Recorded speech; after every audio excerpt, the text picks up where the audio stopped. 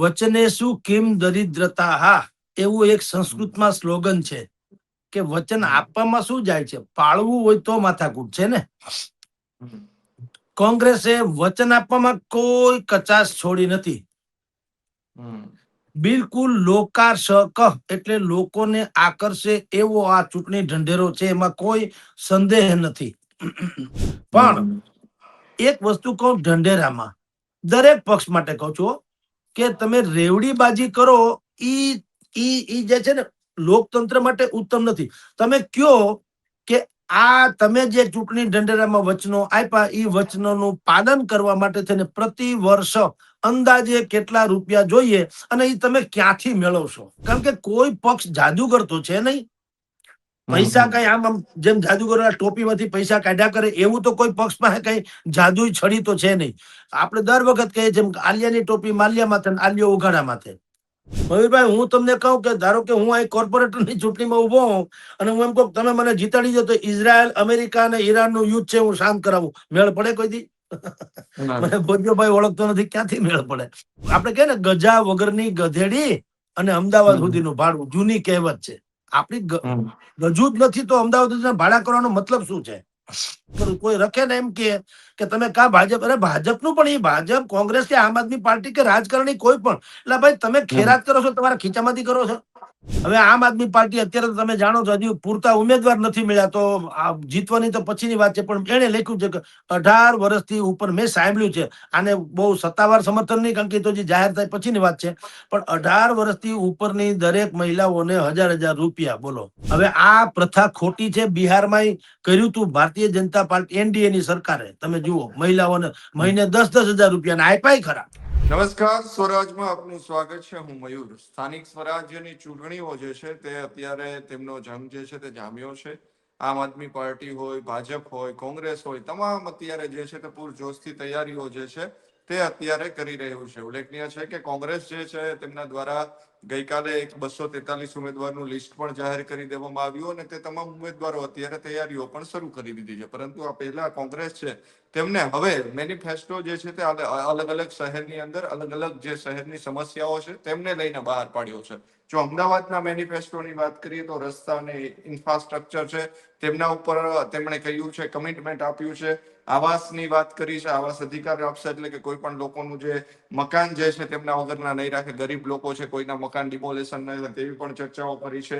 સ્વાસ્થ્ય અને આરોગ્યની વાત કરી છે, સ્વચ્છતાની વાત કરી છે, ટ્રાફિક અને પાર્કિંગની, પબ્લિક ટ્રાન્સપોર્ટેશન, આ બધી જ ચર્ચાઓ જે છે તે આ મેનિફેસ્ટોની અંદર કરવામાં આવી છે. એવી રીતે રાજકોટ જે છે તેમાં પણ મેનિફેસ્ટો તેમનો બહાર પાડ્યો છે. તેમાં પણ તેમણે કહ્યું છે કે આ જ બધા પ્રકાર જે શહેરની અંદર ગંદા પાણીની પાઇપલાઇનો છે તે દૂર કરીશું.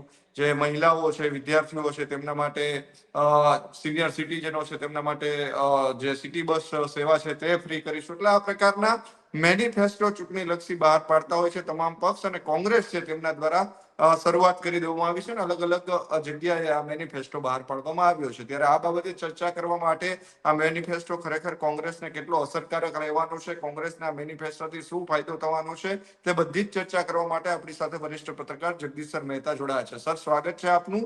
મેં કહ્યું એમ કે જે અમદાવાદ હોય, રાજકોટ હોય, જે સમસ્યાઓ છે આવનાર દિવસોમાં તેમણે શું કરવું તેમને લઈને મેનિફેસ્ટો બહાર પાડવામાં આવ્યો છે. કમિટમેન્ટ જે છે તે આપવામાં આવ્યું છે. આ કમિટમેન્ટને આપ કઈ રીતે જોવો છો કોંગ્રેસના? મયુરભાઈ, વચનેસુ કિમ દરિદ્રતા હા એવું એક સંસ્કૃતમાં સ્લોગન છે કે વચન આપવામાં શું જાય છે, પાળવું હોય તો માથાકૂટ છે ને. કોંગ્રેસે વચન આપવામાં કોઈ કચાશ છોડી નથી. બિલકુલ લોકાર્ષક એટલે લોકોને આકર્ષે એવો આ ચૂંટણી ઢંઢેરો છે, એમાં કોઈ સંદેહ નથી. એમાંય સૌથી વધુ આકર્ષક વાત એ છે કે એને આ વખતે પહેલી વાર મારા ખ્યાલથી, કદાચ નહીતર શું હોય, ઓવરઓલ એક જ ઢંઢેરો બહાર પાડવામાં આવતો હોય છે. લોકસભામાં હોય કે વિધાનસભાની ચૂંટણી હોય અને સ્થાનિક સ્વરાજ્યની તો ખાસ. પણ એને બદલે આ વખતે સૌથી એક બ્રિલિયન્ટ કામ અગર કોંગ્રેસે કર્યું હોય તો એ છે કે શહેરોના અને ગામડાના એના ચૂંટણી ઢંઢેરા જુદા જુદા એમ. એ સારી વાત છે કારણ કે બધાને એક લાકડીએ ન હકાય. એટલે અને એમાંય શહેરોમાં પાછું સુરતનો અલગ, અમદાવાદનો અલગ, રાજકોટનો અલગ, ટૂંકમાં નવી નવી મહાનગરપાલિકા કે નગરપાલિકા બની. એમાં પોતિકા જે સ્થાનિક પ્રશ્નો જે છે મેઇન, એને લઈને મેનિફેસ્ટો જાહેર કર્યો. એટલે આ એક પદ્ધતિ પહેલી વાર તો એ લઈ આવ્યા, એ બહુ સારી છે કે જે તે શહેરમાં કોંગ્રેસ પોતે જ્યારે ઉમેદવારો જાય તો એવું ન બને કે લોકો એની સમસ્યા રજૂ કરે અને આખો મેનિફેસ્ટો કઈક જુદી જ વાત કરતો હોય. તો પહેલી વાત તો એ કે સારી તો છે, એમાં કોઈ શંકા નથી, પણ કેટલાક મુદ્દા એવા છે જે શહેરમાં તો છોડીએ, ગામડાઓને લાગે વળગે ત્યાં સુધી કેટલાક મુદ્દા એવા છે કે જે ગજા વગરની ગધેડી અને અમદાવાદનું ભાડું એના જેવું થાય. કારણ કે એ અમુક વસ્તુ એ ગ્રામ્ય પંચાયતો કે એના પ્રિવ્યુમાં આવતી જ નથી. એ સરકાર આધારિત છે. સરકાર તમારી હોય તો ડબલ ટ્રિપલ એન્જિનની વાત કરીને તમે 100% બધું કરી શકો. પણ રાજ્ય સરકાર, ધારો કે અત્યારે જે છે રાજ્ય સરકાર ભાજપની છે, અને તમે અહીંયા કઈ જિલ્લા તાલુકા પંચાયતમાં ચૂંટણી તમે જીતી જાઓ માન લ્યો, તો તમારે એટલે કે જે કોંગ્રેસ હોય કે આમ આદમી પાર્ટી જીતે તો એને આધાર તો પાછું રાજ્ય સરકાર સામે રાખવાનો હોય, ગ્રાન્ટ્સ વગેરેનો. તો તમે શું માનો કે એવું બને કોઈ દિવસ કે આઉટ ઓફ વેજ એને સરકાર તમારી કોંગ્રેસ વિપક્ષની નગરપાલિકા કે પંચાયત હોય એને મંડે ફંડ આપવા? એવું તો કોઈ દી બનવાનું નથી. અને બાકી ટેક્સ તમે નાખીને જો સુવિધા વધારવાની વાત કરતા હોય તોય બહુ મોટો હોબાળો થાય. કારણ શું છે મયુરભાઈ, દાખલા તરીકે તમે આપણે વાંચીએ તો પાગલ થઈ જાય એટલા સુંદર સુંદર વચનો છે. પણ ધારો કે મિલકત વેરામાં ટેક્સ રાહત, એને કીધું કે મહિલાના નામે પ્રોપર્ટી હોય તો 50% જેટલો ટેક્સ અમે માફ કરીશું. પછી જૂના દુકાનદારો હોય ને રહેણાંક મકાનો હોય એનો જો જૂનો વેરો બાકી હોય તો અમે માફ કરશું અથવા તો આંશિક રાહત આપીશું, એવું લખ્યું છે. પછી મ્યુનિસિપલ સ્કૂલ્સ હોય તો એનું અમે આધુનિકરણ કરીશું. ઠીક છે. શહેરી વિસ્તારોમાં અમે મોહલ્લા ક્લિનિક, જે આમ આદમી પાર્ટીની પેટર્ન ગણાય, આમ જુઓ તો મોહલ્લા ક્લિનિક શબ્દ જ આપણે તમે જુઓ, નહીં તો આપણે અહીંયા શેરી દવાખાનું એવું નામ ન હોય, મોહલ્લા એટલે મોહલ્લા ક્લિનિક. એ આમ આદમી પાર્ટીનો આમ જુઓ ને તો રજીસ્ટર્ડ જેને કહી શકાય એવો શબ્દ છે, મોહલ્લા ક્લિનિક. મોહલ્લા એટલે શેરી, ચોક. તો વિસ્તાર એ દિલ્હીનું મોડેલ છે અરવિંદ કેજરીવાલનું, એ અત્યારે કોંગ્રેસે એડોપ્ટ કર્યું હોય એવું લાગે. પણ કરે તો સારી વાત છે, એમાં ગમે એનું હોય, સારું થતું હોય તો કાંઈ વાંધો નહીં. શત્રુ પાસેથી પણ અગર કોઈ શીખવા જેવી વસ્તુ કે કોઈ વાત મળતી હોય તો સ્વીકારવામાં વાંધો નહીં. મોટો શહેરોને લાગે વળગે ત્યાં સુધી મોટો નિર્ણય જે છે એ છે કે મ્યુનિસિપલ કોર્પોરેશન ઇત્યાદિમાં જે સફાઈ કામદારો સહિતના જે કોન્ટ્રાક્ટ બેઝ ઉપર અત્યારે ચાલે છે એને એમ કે અમે કાયમી કરી દેશું. એ બહુ મોટી અસરકારક વાત છે, કારણ કે બહુ મોટો જંગ ચાલી રહ્યો છે કોન્ટ્રાક્ટ બેઝ ઉપર. પછી એને ધારો કે રાજકોટ છે તો રાજકોટમાં ખાડા ફ્રી એવો શબ્દ વાપર્યો છે ઢંઢેરામાં. સારી વાત, કારણ કે બહુ ઇફેક્ટિવ વાત છે. ચોમાસા પહેલા જયારે નરેન્દ્ર મોદી રાજકોટમાં નહોતા આવ્યા મીટિંગ કરવા માટે થઈને, ત્યારે ચોમાસા પહેલાની વાત કરું છું, ખાડા પ્રકરણ એટલું બધું કોંગ્રેસે રાજદીપસિંહ જાડેજા એનાથી માંડીને આપણા ભાઈ રોહિત રાજપૂત, એને બહુ મોટું આંદોલન, કોંગ્રેસના જે કહેવાય ને આશાસ્પદ એવા કેટલાક લોકો છે, એમાં રોહિત રાજપૂતનું નામ પણ આવે. આણે ગોંડલ હાઈવે, રાજકોટ ગોંડલ હાઈવે ઉપર જે ખાડા હતા અને ટોલ ટેક્સ ઉઘરાવવામાં આવે છે, તો એના માટે જબરદસ્ત આંદોલન કરેલું અને એને બહોળો પ્રતિસાદ પણ મળેલો. અને શહેરમાં પણ, રાજકોટ શહેરમાં પણ ખાડાઓનું સામ્રાજ્ય બંધ કરવા માટે થઈને બિલકુલ કોંગ્રેસે આંદોલન ઉપાડ્યું હતું અને એને જનતાનો પ્રતિસાદ મળ્યો હતો. મહત્વની વાત તો એ છે, નહીતર વિરોધ પક્ષ જે છે એ શાસક પક્ષની નબળાઈ ગોતી અને મોરચા કાઢે, પણ એમાં નિરા કોંગ્રેસીઓ જ હોય, એના સમર્થકો જ હોય. આ ખાડા પ્રકરણ એવું હતું કે એમાં સમૂચું રાજકોટ અથવા તો જ્યાં પણ આંદોલન થયું ત્યાં જનતાએ પણ સપોર્ટ આપ્યો. એનો અર્થ એમ થયો કે જનતાને એ વસ્તુ બહુ પીડાદાયક છે અને એમાં એ ઈચ્છે છે કે આનો કંઈક જવાબ મળે. પછી બાકી તો વીજળી ઇત્યાદિની વાત કરી છે, સ્ટ્રીટ ફ્રી, જે સ્ટ્રીટ લાઇટ છે અમે બધી જગ્યાએ ગોઠવી આપશું વગેરે વગેરે. તો મૂળતઃ ચૂંટણી ઢંઢેરો આકર્ષક છે, એમાં કોઈ સંદેહ નથી. પણ એક વસ્તુ કહું ઢંઢેરામાં, દરેક પક્ષ માટે કહું છું કે તમે રેવડીબાજી કરો ઈ જે છે ને લોકતંત્ર માટે ઉત્તમ નથી. તમે કયો કે આ તમે જે ચૂંટણી ઢંઢેરામાં વચનો આપ્યા એ વચનોનું પાલન કરવા માટે થઈને પ્રતિ વર્ષ અંદાજે કેટલા રૂપિયા જોઈએ અને એ તમે ક્યાંથી મેળવશો અને જનતાને નડે નહીં એમ ક્યાંથી મેળવશો. બસ આ બે વસ્તુ ક્લિયર કરે કોઈ પણ પક્ષ કહું છું, ખાલી કોંગ્રેસ નહીં. નહીતર તો એવું છે, લ્યો મને મત આપો, લ્યો હું તમને કહું હું તમને સોના નળિયા કરી દઈ, પણ એમાં હાલે કોઈ દી સોના નળિયા ક્યાંથી કરી દઉં. એટલે એ જુદી ઘટના છે કે રેવડીબાજી. તો રેવડીબાજી જે છે ને એ સમજતું બધી રીતે નુકસાનકારક, કારણ કે કોઈ પક્ષ જાદુગર તો છે નહીં. પૈસા કઈ આમ જેમ જાદુગર ટોપીમાંથી પૈસા કાઢ્યા કરે એવું તો કોઈ પક્ષ પાસે કઈ જાદુઈ છડી તો છે નહીં. આપણે દર વખત કહીએ જેમ આલિયાની ટોપી માલ્યા માથે, આલિયો ઉઘાડા માથે.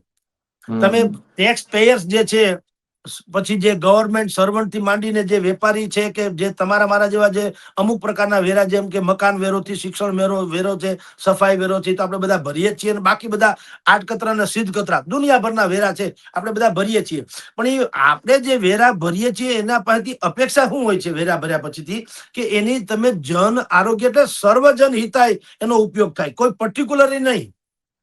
અમુક ને જ તમે બધું ઠાલવી દો ને બાકી બધા ચારણીમાં પાણીની જેમ એમ ના હાલે. ચારણીમાં પાણી તમે ગમે એટલું નાખો, ચારણી કોઈ છલકાય નહીં. એટલે એમ જે છે ને એવું ન થવું જોઈએ. એટલે વચનો બિલકુલ મેં કીધું ને, બે વસ્તુ સારી કોંગ્રેસે કરી. એક અલગ મનપાના અલગ ચૂંટણી ઢંઢેરા અને ગ્રામ્ય કક્ષાના અલગ. આ જે સત્તાનું વિકેન્દ્રીકરણ કહેવાય અથવા તો આકર્ષણ, કે ભાઈ જ્યાં જે ગામમાં અથવા તો જે વિસ્તારમાં જે પ્રોબ્લેમ હોય એને તમે હાઇલાઇટ કરો તો હજી જનતાની યારે કનેક્શન સારું થઈ શકે. એટલે એ એક આવકાર્ય વાત છે.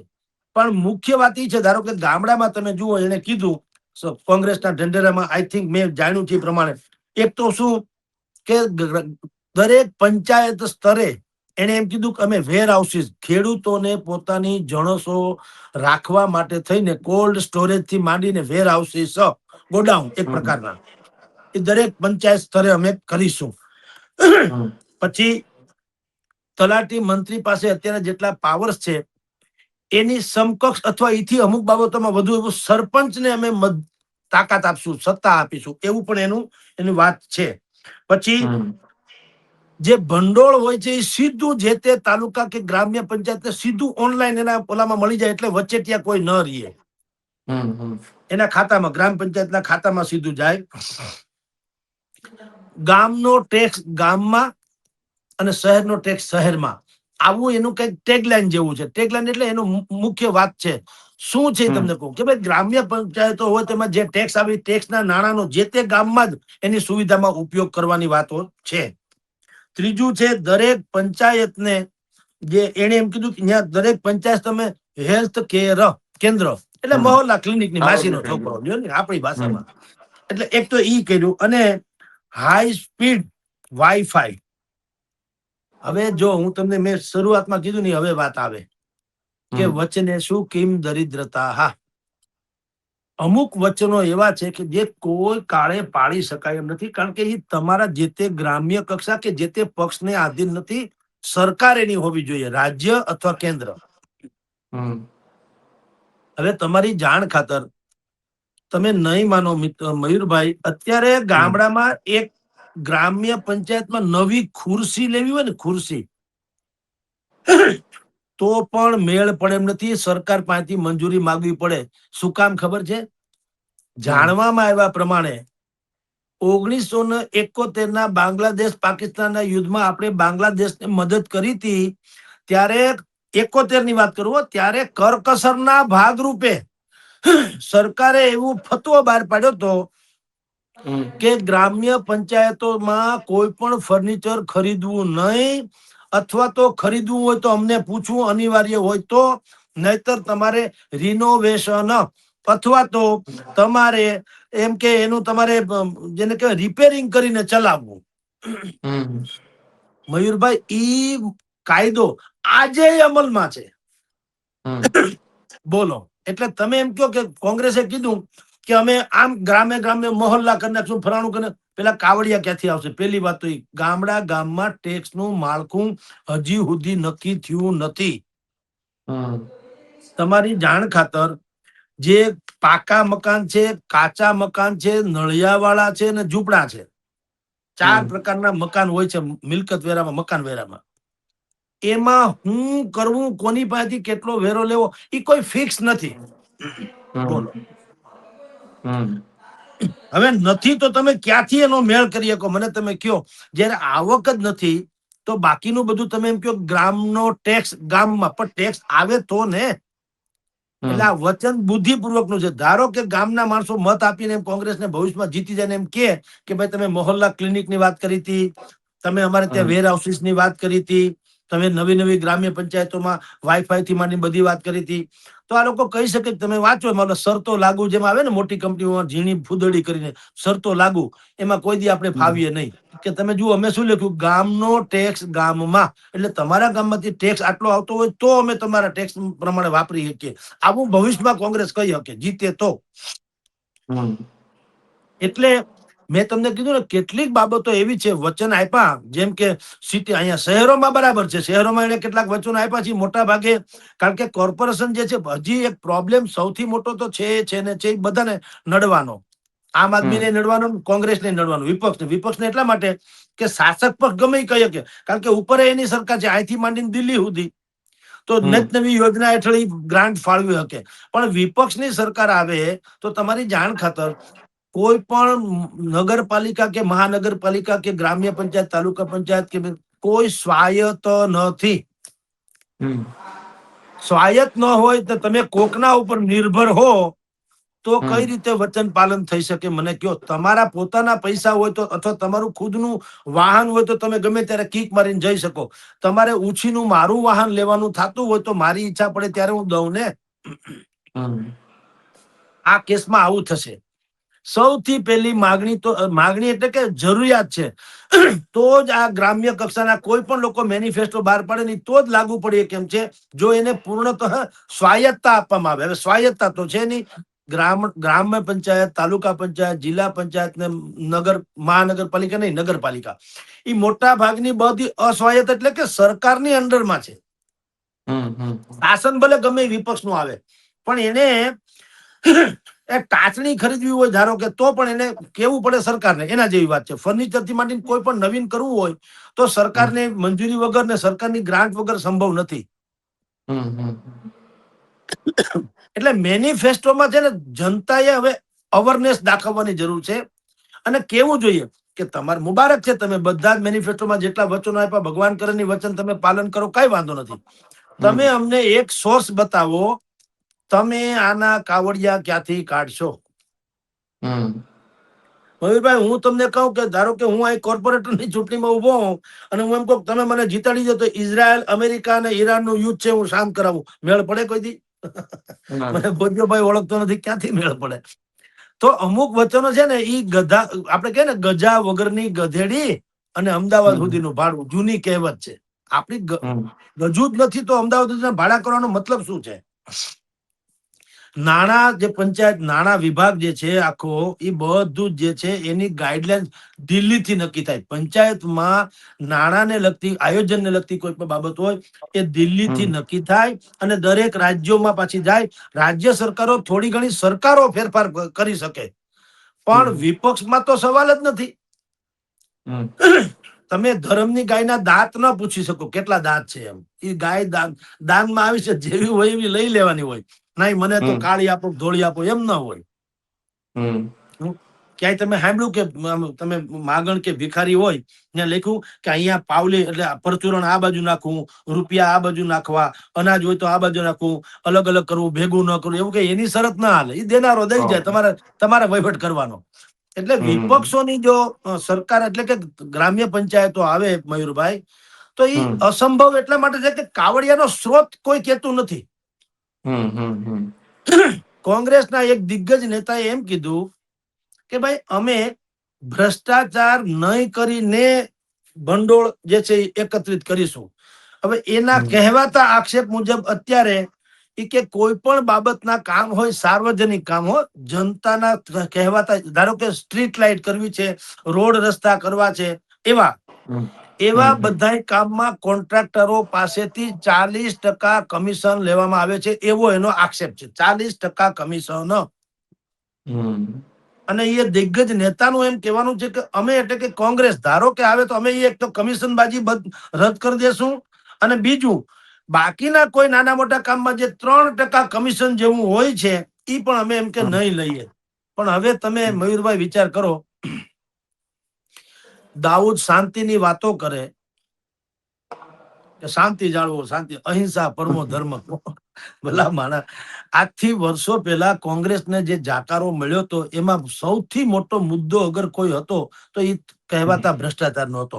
એનું ગુજરાતી હું એ નથી કરતો કે અત્યારનું શાસન છે એ બિલકુલ ભ્રષ્ટાચારહીન છે, એવું નથી. હમ. પણ ભ્રષ્ટાચાર લગભગ શિષ્ટાચાર જેવો થતો જાય છે, અનિવાર્ય જેવો. બોલો, હમ. હમણાં જ ભારતીય જનતા પાર્ટીના જ એક ગ્રામ્ય કક્ષાના નેતા, જે અત્યારે વેબસાઇટ ઉપર તમે સર્ચ કરો, દિવ્ય ભાસ્કરથી માંડી બધાને એમાં છે, કોઈ એક ભાઈ છે, નામ જ ભૂલી ગયો, એને કીધું કે હું છાતી ઠોકીને કહું છું પ્રશ્ન. કે મેં ભ્રષ્ટાચાર, મેં પૈસા બનાવ્યા છે. સત્યાગ્રહ. બોલો બોલો, હવે હમ. આટલી હદે જે મને કહી શકતા હોય અને છતાંય લોકો તાળી પાડે, કોઈએ ટીકા નથી કરી કે ભાઈ વિપક્ષને બાદ કરતા, એ કેવું કહેવાય? હમ. અને ભ્રષ્ટાચાર તો હવે ભલા માણા, ક્યાંય તમે વરસાદમાં જાઓ ને ભલે છત્રી રાખો તો તમે એમ કહો હું પરલું નહીં, છત્રી રાખો તો તમને જણ કહેવાય. જણ તો આવે, જણ એટલે થોડાક તમને છાટા તો ઉડે ને ઉડે. ઉલ્લેખ. કોલસાની હમ. દલાલીમાં કાળા હાથ થયા વગર રે નહીં. હમ. ચૂંટણી જીતવા કેટલા રૂપિયા જોઈએ છે આપણે બધા જાણીએ છીએ. અને ચૂંટણી પંચના હલફનામું, એટલે જે સોગંદનામું લોકો કરે છે ઉમેદવારો, એમાં જે બોગસ, બોગસ એટલે બોગસ, એ જે વાતો લખે છે, અમારી પાસે આટલી મિલકત છે, અરે ભાઈ એના ઈ હોય એના કરતા 2% 3% દાવે છે, બાકી બધો ખડકલો હોય જાજો. હમ. અને પછી એમ કે આ તો અમારી પત્નીના નામે છે. પત્ની ક્યાં કોઈ કંપનીમાં, લિમિટેડ કંપની નોકરી કરે છે? પત્નીના નામે ક્યાંથી થઈ જાય? કોઈ પૂછતું નથી. મારા નામે સાયકલ ન હોય ને પત્નીના નામે પ્લેન હોય તો પ્લેન થી પત્ની શું કરે એમ કાં નથી કોઈ પૂછતું? ભાઈ તમારા વાઈફ શું કરે, પ્લેન ક્યાંથી લીધું? ઈ કાંઈ નહીં, પત્નીના નામે જાણે કેમ ઈ કોઈ અલગ આઈટમ હોય, વાત થઈ ગઈ પૂરી, પત્નીના નામે. એટલે આ બધી ઉલ્લુ બનાવવાના કારખાના છે. તો સવાલ એ છે મયુરભાઈ, તમારો જે પ્રશ્ન છે એને આપણે વાગોળીએ તો, કે સ્વાયત્તા વગરના તથા જે નગરપાલિકાથી મને બધું ઈ જો સ્વતંત્ર હોય ને તો તમે કાંઈ કરી શકો, એક વાત. અથવા તો રાજ્યમાં તમારી સરકાર હોય તો તમે કંઈક કરી શકો, અને કેન્દ્રમાં હોય તો વિશેષ કરી શકો. હવે ઉપર કાંઈ છે નહીં તો કુવામાં ન હોય તો અવેડામાં ક્યાંથી આવશે મને કયો? હમ. એટલે વચન આપવા એ જુદી ઘટના છે, આપે દરેક. હજી આ કોંગ્રેસે જાહેર કર્યો, મને સાંભળવા મળ્યું એમ ત્યાં સુધી ભાજપે પણ કર્યો છે, અથવા તો એ કરવા જઈ રહ્યા છે. ને આમ આદમી પાર્ટી પર, હવે આમ આદમી પાર્ટી પર મેં એવું સાંભળ્યું છે, હજી સત્તાવાર નથી મળતું, કે 18 વર્ષથી ઉપરની દરેક મહિલાને 1,000 રૂપિયો મહિને આપશું. હવે બોલો, વિચાર કરો. હમ. આ તો એક. ક્યાંથી આવશે બીજું, પૈસા? બીજ વાત ઈ જ છે ભલામણા, કેટલી વાત તમે વિચાર તો કરો કાવડિયા. અને આટલું બધું હોય તો હાલો ને, મને મત આપો ને, હું હંધા હોના નળિયા કરી દઉં. એમ બોલે એમ થોડું હાલે ભલામણ. આ તો તમારા પક્ષ માટે થઈને પ્રજાના ટેક્સ નો સત્યાનાશ કરો. આ એકની વાત નથી કરતો, બધા પક્ષની વાત કરું. કોઈ રખે ને એમ કે તમે કા ભાજપ, અરે ભાજપનું પણ, એ ભાજપ, કોંગ્રેસ કે આમ આદમી પાર્ટી કે રાજકારણી કોઈ પણ, એટલે ભાઈ તમે ખેરાત કરો છો, તમારા ખીચામાંથી કરો છો, ક્યાંથી કરો છો મને કયો? તો એટલે જ હું કઉ છું કે પેલા તો એને રીતસર પારદર્શિતા બતાવી જોઈએ કે અમે આટલું આટલું કામ કરશું ને એના માટે પૈસાનું અહીંથી અમે મેનેજમેન્ટ કરશું. લોકોને ગળે તો ઉતરવું જોઈએ. આમ આદમી પાર્ટી એવું માને છે કે અમે દરેક ઘરેલું મફત વીજળી 300 યુનિટ સુધી, તો સરકારે કહે છે જોકે 300 યુનિટ સુધી, પણ એમાંય પાછી ફૂદડી છે, શરતો લાગુ. એમાં મને તમને ઓછો લાભ મળે. ગામડે ગામડે મહોલ્લા ક્લિનિક. બોલો, એટલે આ શહેરમાં અત્યારે સરકાર અહીંથી માંડી તળિયાથી નળિયા સુધી ભાજપની સરકાર છે, તોય શહેરમાંય પૂરતા ડોક્ટર નથી હોતા. બાકી બધા પ્રોબ્લેમ્સ જે છે, વાહનથી માંડીને દવા, અહીંયા રાજકોટમાં હમણાં છાપામાં આવ્યું હતું, અમુક દવા જે કહી શકાય, દવાનો સ્ટોક ખૂટી ગયો. મેં એને કીધું દવાનો સ્ટોક નથી ખૂટ્યો, માનવતાનો સ્ટોક ખૂટી ગયો. દવા તો જોઈએ એટલી છે, માનવતા નામની કઈ ચીજ જ નથી, એટલે ડખો છે. કારણ કે ગરીબ માણસો ને આવે, કોણ કોનું ધ્યાન રાખે?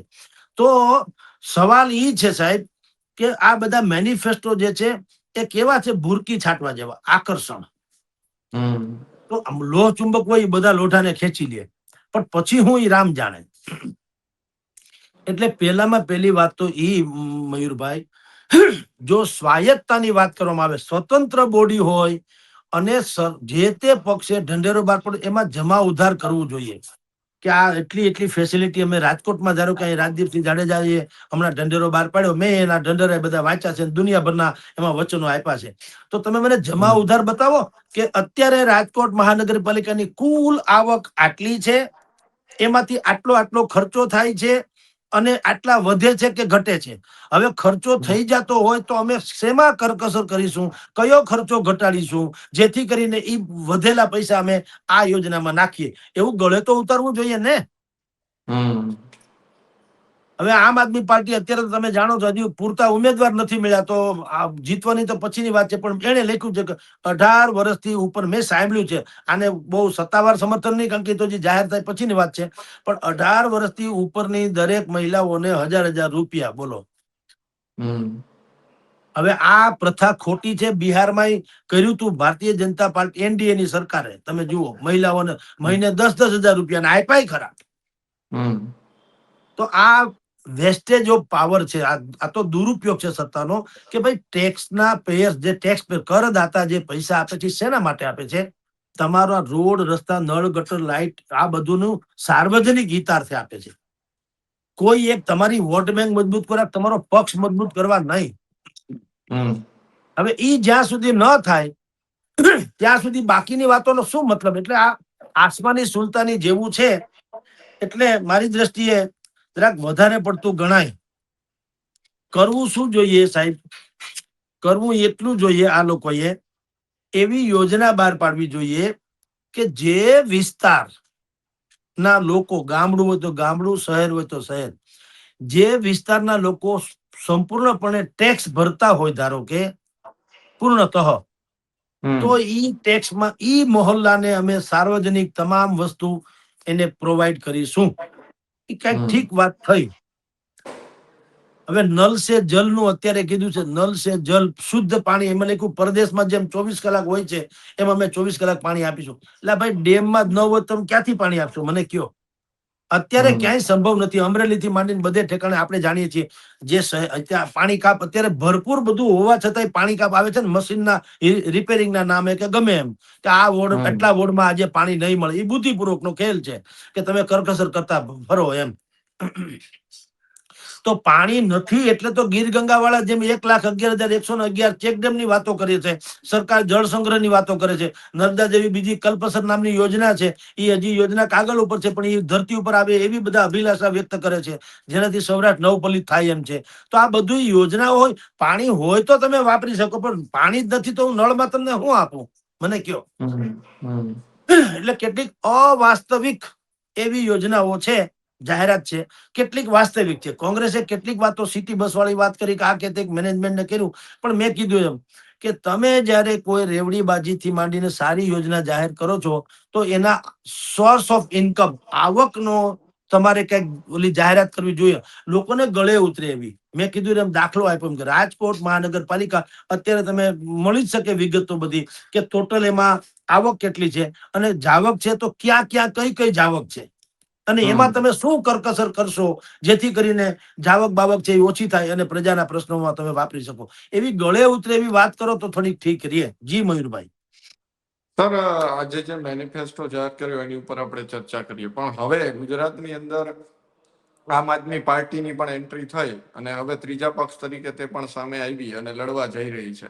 આ બધાની વચ્ચે કોંગ્રેસનું સ્થાન આવનાર દિવસોમાં શું રહી શકશે? જે મેનિફેસ્ટો જાહેર કર્યો, જે વચનો આપી રહ્યા છે, કોંગ્રેસ ક્યાં ઊભી રહેશે? કારણ કે અત્યાર સુધી જોઈએ તો જે મોટા શહેરો છે એમાં ક્યાં અત્યારે આરએમસી, જો આપણે આરએમસી છે, એમસી છે, વીએમસી છે, એસએમસી છે, ક્યાંય પણ અત્યારે કોંગ્રેસનું રાજ નથી. રાજકોટમાં તો આપણે જોયું છે એ પ્રમાણે 2 થી 3 જ જે કોર્પોરેટરો છે તે જ માત્ર સક્રિય છે અને 3 જ સીટ છે. વિપક્ષમાં બેસી શકે તેવી પણ પરિસ્થિતિ નથી. તો આ બધાની વચ્ચે આવનાર દિવસોની અંદર જ્યારે ભાજપથી આમ માનવામાં એવું આવી રહ્યું છે કે ભાજપ ખાડારાજ હોય, પાણી ભરાય, તમામ સમસ્યાઓ છે ને એ હલ કરવામાં ક્યાંક ને ક્યાંક નાકામ રહી છે, છતાં પણ પબ્લિક છે તે ભાજપ તરફ જ વળતી હોય છે. ત્યારે આ વર્ષે શું લાગે છે, આ ચૂંટણીની અંદર કોંગ્રેસ ક્યાં ઊભી રહેશે?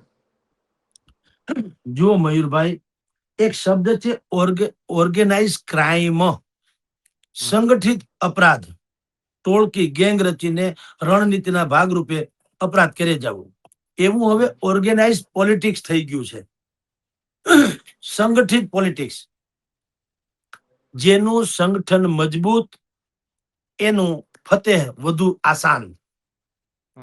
ઈ બાબતમાં શત્રુ પણ ઇનકાર નહીં કરી શકે અથવા હરીફ પક્ષ પણ ઇનકાર નહીં કરી શકે કે ભારતીય જનતા પાર્ટીનું સંગઠન મજબૂત છે. એમાં તો કોઈ આપણે દીવા જેવું સ્પષ્ટ છે. હવે તમે કહો કોંગ્રેસની સ્થિતિ શું છે? કોંગ્રેસને અત્યારે થોડોક બેનિફિટ મળ્યો છે. બેનિફિટ શું મળ્યો? આમ આદમી પાર્ટીમાં રાજુ કરપડા સહિતના જેટલા લોકો નીકળી ગયા, ખાલી રાજુ કરપડાની આ છેલ્લો રાજુભાઈ છે એટલે હું નામ આપું છું, આની પહેલા કરસનદાસજી ભાદરકાથી માંડીને ઉપરના કેટલાય નામ મારી પાસે છે. બધા જ લોકો ક્રમશઃ નીકળી ગયા, દીકરે સબ બારી બારી. તો શું પ્રોબ્લેમ થયો એ કહું છું. જનતાના મગજમાં ગોપાલ ઇટાલિયા જયારે વિસાવદર ચૂંટણી જીત્યા ત્યારે એમ હતું કે એક સક્ષમ વિકલ્પ તરીકે કોંગ્રેસ નાકામ રહ્યો છે, એના કરતા આમ આદમી પાર્ટી સારી. આ એક વાત તો જગ જાય છે, હું નહીં, આખું તમામ મીડિયા કે છે. આમ આદમી પાર્ટી પ્લસ થઈ ગયું. એક સર્વે થયું હતું વોટ શેરિંગમાં, એમાં પણ આમ આદમી પાર્ટીને કોંગ્રેસ કરતા આગળ હતી વોટ શેરિંગમાં. હવે થયું કેવું કે બે ઘડી તમે માની લ્યો કે આ રાજુભાઈ કરપડા સહિતના જે કેટલાક નેતાઓ જે છે એ નેતાઓ એમાંથી છૂટા પડ્યા, કોઈ વિવિધ કારણોસર, દરેકના પોતપોતાના કારણો હોય, સમજી લ્યો. હવે એ છૂટા પડ્યા એટલે શું થયું કે લોકોનો જે એક મગજમાં હતું કે સક્ષમ વિકલ્પ તરીકે કોંગ્રેસ કરતા આમ આદમી પાર્ટી સારી, એ લોકોમાં બ્રેક લાગી. એનું સ્વપ્ન ભંગ થયું કે આ લોચો છે, હવે આપણે ક્યાંક વખત છે. કારણ કે નબળા ઘોડા ઉપર તો કોઈ રેસ ન લગાડે ને. રેસ લગાડે ક્યાં? કોઈ એવો જાતવાન ઘોડો હોય એના ઉપર લગાડે. હવે નબળા ઘોડા ઉપર પણ, એટલે આ છે જ નબળો પડ્યો એમ કઉ છું.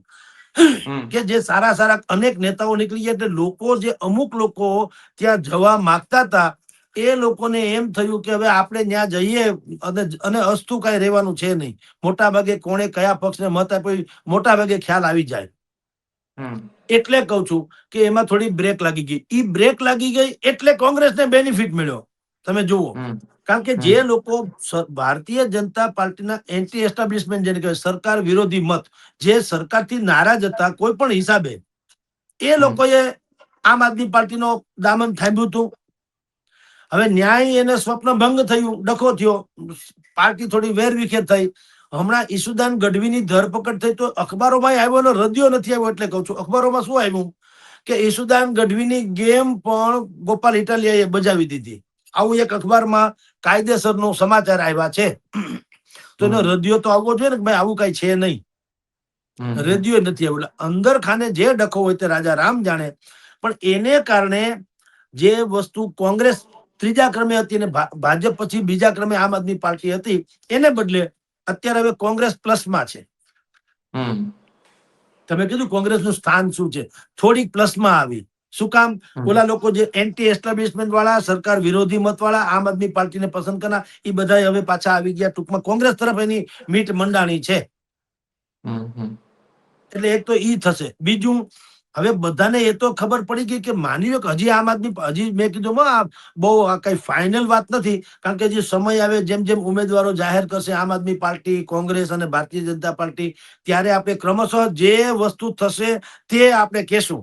અત્યારે હું ધારો કે ભાજપનું પરડું ભારે છે એમ કહું એટલે આજીવન ભારે રહેશે એમ નથી કહેતા, અત્યારે છે એમ કહું છું. કાલે કોંગ્રેસમાં કોઈ ગમે તેવા કઈ ટ્રીમન્ડસ ફેરફાર આવી અને એ લડવાની કોશિશ કરે તો સંભવ છે કે એની વાત પ્લસ હોય, જનતામાંથી રિવ્યુ આવશે તો આપણે ઈ પણ કહેશું. આમ આદમી પાર્ટીમાં પણ કોઈ દિગ્ગજો જોડાય અને એ લોકો પણ કંઈક નવો વંટોળિયો સર્જે તો ઈ પણ આપણે માનીએ કે ત્યારે હશે એ કહેવાશે. એટલે આપણે કોઈ ખોપરી લઈને બેઠા નથી, જે જનતાની વાત છે એ વાત કરું છું.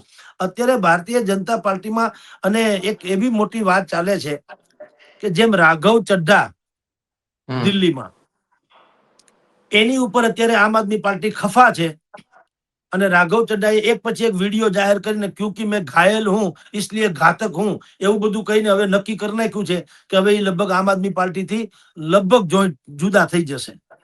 રાઈટ? એણે પંજાબ વિશે હમણાં છેલ્લો વિડીયો પંજાબ વિશે બહાર પાડ્યો. પંજાબ મારું વતન છે, પંજાબ મારું સ્વપ્ન છે, પંજાબ મારી કર્મભૂમિ ફર્મભૂમિ વગેરે વગેરે. ટૂંકમાં પંજાબ ઉપર એને ફોકસ કર્યું છે. બરાબર? એનો અર્થ એ પણ નીકળે મયુરભાઈ કે રાઘવ ચડ્ઢા કોઈ એક નવી પાર્ટી બનાવે, કદાચ ભાજપમાં ન ભળે તો નવી પાર્ટી બનાવે અને પછી ઈ પાર્ટી ભાજપને ટેકો આપી દે. એટલે મામા માસી જેમ પંજાબમાં આની પેલા અમરિંદર સિંહ નું થયું હતું, અલગ પાર્ટી હતી, એને પછી ભાજપ કોલોબરેશન કર્યું અને પછી વિલીન થઈ ગયા. કેપ્ટન જે હતા અમદાવાદ પંજાબમાં કેપ્ટન જેને કહે છે એની વાત એના જેવું જ કહું. એવું અત્યારે ગુજરાતમાં ચૈતર વસાવાનું સંભળાઈ રહ્યું છે. માન્યામાં ના એવી વાત છે પણ મેં સાંભળ્યું છે ત્યાં સુધી ચૈતરભાઈ વસાવા સંભવતઃ અત્યારે નહીં, આ સ્થાનિક સ્વરાજ્યની ચૂંટણીમાં જવા દો, એમાં તો આમ આદમી પાર્ટી સાથે જ છે, પણ 27 ની ચૂંટણીમાં એ અલગ ભિલિસ્તાનના નામે લડી શકે એવી અલગ પાર્ટી બનાવીને ભિલિસ્તાનનું, કારણ કે ભિલિસ્તાન બનાવે તો મધ્યપ્રદેશ, રાજસ્થાન, ગુજરાત આ ત્રણેય જે સરહદી રાજ્યો છે પડોશી, એમાં ભિલિસ્તાનનો મુદ્દો ચમકે એમ છે તો જેના ધારાસભ્યો વધુ થાય, સંસદ સભ્યો વધુ થાય, એનું વજન ઓર વધે. તો ભવિષ્યની કહું છું, આ તો વાતો સાંભળી છે કહું છું, તથ્ય બથ્ય કઈ નહીં, ન હોય તો જે થાય તે. અત્યારે એવું સંભળાય છે કે ચૈતરભાઈ વસાવા ભવિષ્યમાં વિધાનસભાની ચૂંટણી ટાણે અથવા તો લોકસભાની ચૂંટણી ટાણે આમ આદમી પાર્ટીથી અલગ થઈને અલગ પાર્ટી બનાવે અને ભવિષ્યમાં પછી એને જેને ટેકો લેવો દેવો એ પછી આપણે બધું જાણીએ છીએ. આમ જે રીતે બધું તૂટતું જાય છે આમ આદમી પાર્ટી, એટલે એમાં જે કેટલાક લોકો પોતાનો વિકલ્પ માનતા હતા, પોતાને જગ્યા માનતા હતા કે અહીંયા આપણો મેળ પડે એમ છે, હવે એનું થોડુંક ડેમેજ થયું એટલે એ બધો આખે આખો ફાલ જે છે વળી પાછો કોંગ્રેસ ભણી આકર્ષાઈ રહ્યો છે.